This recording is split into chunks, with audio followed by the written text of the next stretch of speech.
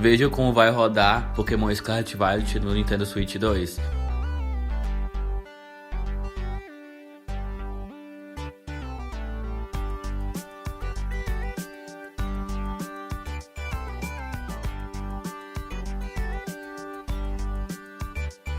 On screen. On a couple occasions, we counted more than 20 of them walking, swimming, flying, or simply watching us curiously. We couldn't stop to count much either, since every species reacts differently, and each time we paused, some aggressive Pokemon would come after us. This increase in Pokemon numbers gives us the impression of a more vibrant and believable world. While it's true that pop-ins can slightly break immersion, the reality is that any stroll through Paldea, Kitakami, or the Blueberry Academy Biodome lets you see dozens of Pokemon behaving naturally, making you feel part of a world that will continue existing even when you're not there. It is a pity that some inherent aspects of the game prevent it from looking as great as it could. The draw distance causes some repetitive texture patterns on terrains to become more noticeable, along with areas that look empty when flown over, or the pop-in of some elements, which can sometimes be as subtle as it is striking.